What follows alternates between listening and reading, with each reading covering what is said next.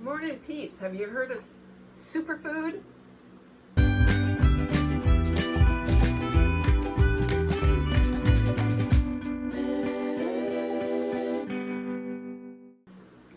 Well, we're going to go over it. I went on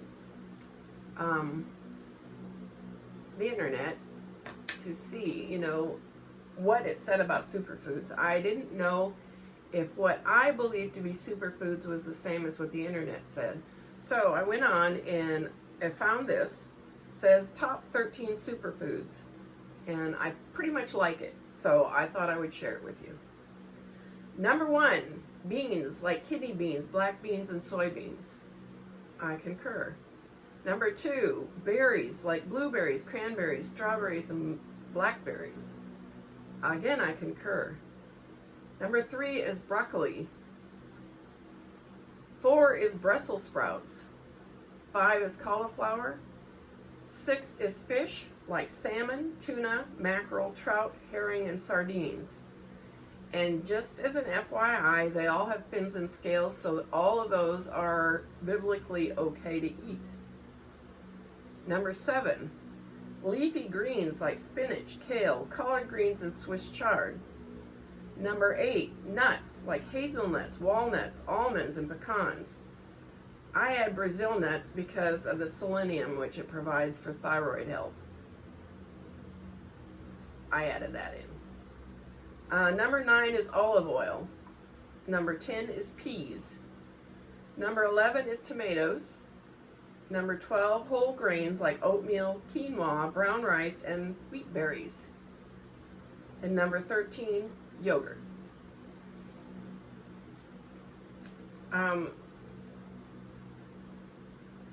I don't do yogurt or fish. I use other stuff instead, like I'll talk about avocados in place of yogurt because it has the probiotics for your intestines. So I'll talk about that.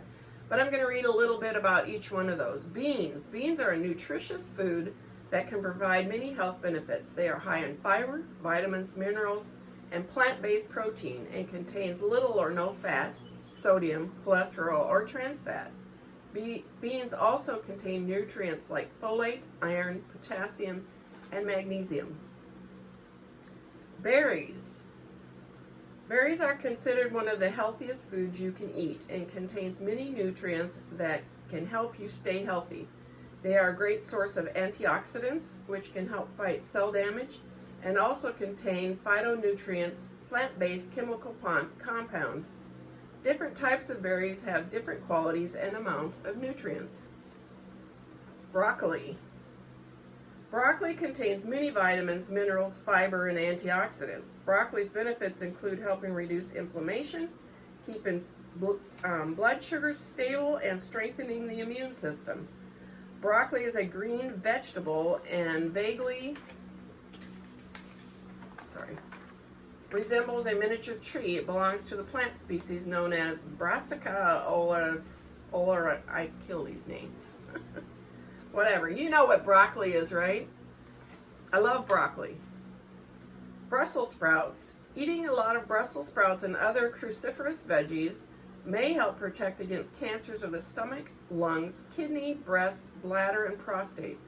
Crunchy veggies like Brussels sprouts may also help you stave off other health issues such as high blood pressure, high cholesterol, heart disease, and diabetes. I do like Brussels sprouts. I know a lot of people do not, but I do like them. I especially like them baked with some seasoning on them. Very good. It's making me salivate. Yes. Cauliflower. It's high in vitamin C and K, and it's also a good source of folate, which supports cell growth and is essential during pregnancy. That ain't happening with me anymore. Cauliflower is fat-free, cholesterol-free, and is low in sodium. A 1 cup serving contains only 25 calories and 5 grams of carbohydrates and 2 grams of dietary fiber. They're starting to use that in place of potatoes a lot. And also, like my sister just bought, she was diagnosed with diabetes, probably brought on by the chemotherapy that she's on, and she's gotten cauliflower crusts to try to cut down on she loves pizza, okay? So she's gotten cauliflower crusts to cut down on her intake of the carbs that are not good for diabetes. Fish. It's packed with protein, vitamins, and nutrients and can lower blood pressure and help reduce the risk of heart attack or stroke. You just got to watch the mercury content anymore. That's a hard one because unfortunately this country is not all that great about keeping gook out of the water. So be careful of the mercury content. Leafy greens. By the way, I added that in. That's not in this list. Leafy greens. Fiber, which promotes healthy gut bacteria, aids digestion, regulates blood sugar, and can reduce inflammation and bloating. Antioxidants, which combat cellular damage and support healthy aging by reducing the risk of chronic disease. Nuts. Nuts and seeds are a good source of protein, healthy fats, fibers, vitamins, and minerals. Nuts and seeds regulate body weight as their fats are not fully absorbed and they regulate food intake. Nuts and seeds contain unsaturated fats and other nutrients that provide protective effects against heart disease and diabetes. One of the things that people want to say is nuts are so high in fat, don't be eating them, because the benefits outweigh that, first of all. Second of all, you're not supposed to eat like, a gallon of them. You're just, a handful a day is great. And that includes the Brazil nuts. They have selenium, which is hard to get in your system, and it's so important. Olive oil. People who cook using olive oil seem to have lower risk of heart disease and lower risk of first heart attacks compared to those who cook with other oils. I do not care for the taste of olive oil. I'm just going to put that out there. I know it's the best for me, and I use it on occasions, but I prefer to get my fats from nuts and not olive oil. So that's because I don't care for the flavor. I love olives, so I don't know what. I don't know what the deal is with that. Peas. Peas provide a fair source of fiber which keep our bowels healthy, our blood sugar levels even, and help to prevent disease such as cancer. Tomatoes. Tomatoes offer several research-backed benefits, including protection for brain, heart, and gut health. The fruit, which some consider a vegetable, is a source of nutrients like vitamin C, potassium, and antioxidants. There might be some risk associated with tomatoes depending on your health status. I know a lot of people steer away from it because it's a nightshade, but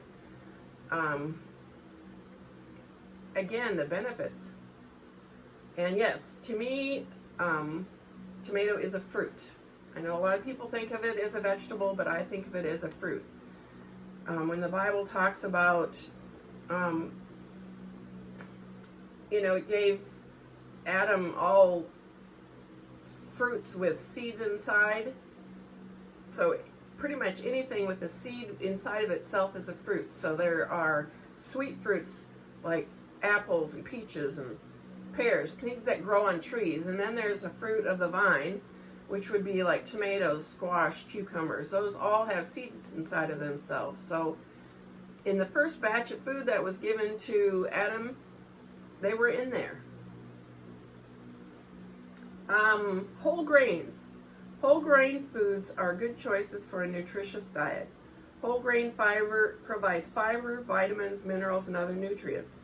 Whole grain foods help control cholesterol levels, weight, and blood pressure. These foods also help lower the risk of diabetes, heart disease, and other conditions. A lot of people want to use breads and stuff like that as their whole grain, because you can buy whole grain bread. The problem is there are so many additives in those things that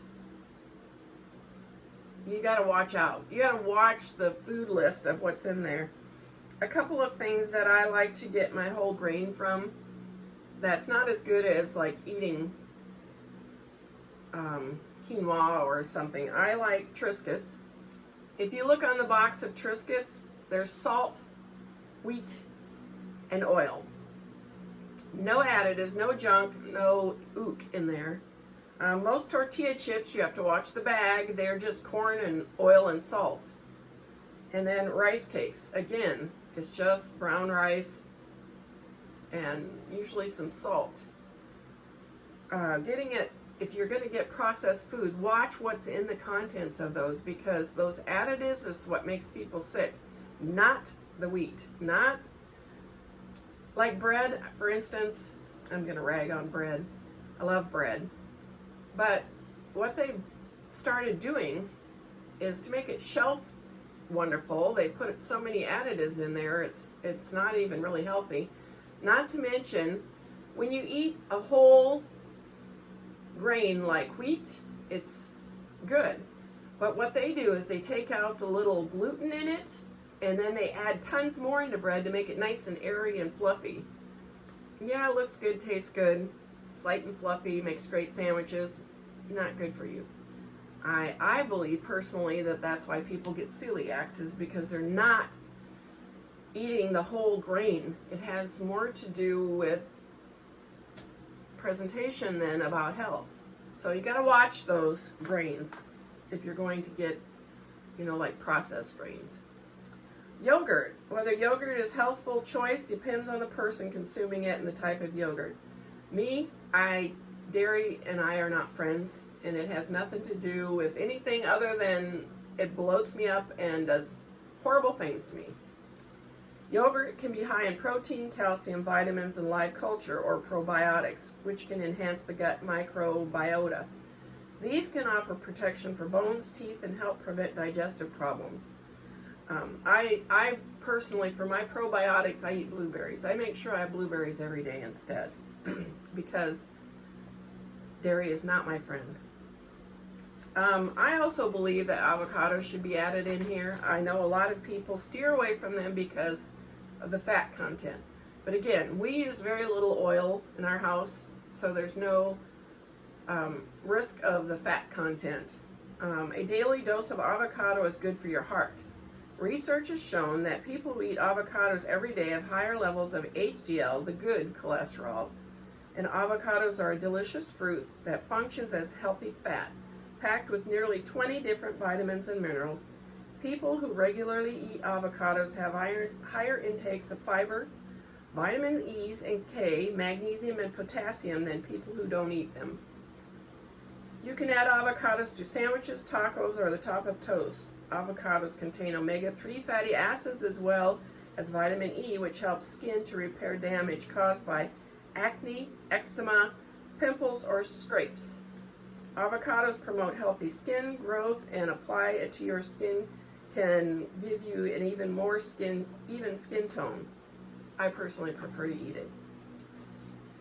Ellen White said, E.G. White, when we do all we can on our part to have health, then we may expect that the blessed results will follow, and we can ask God in faith to bless our efforts for the preservation of health.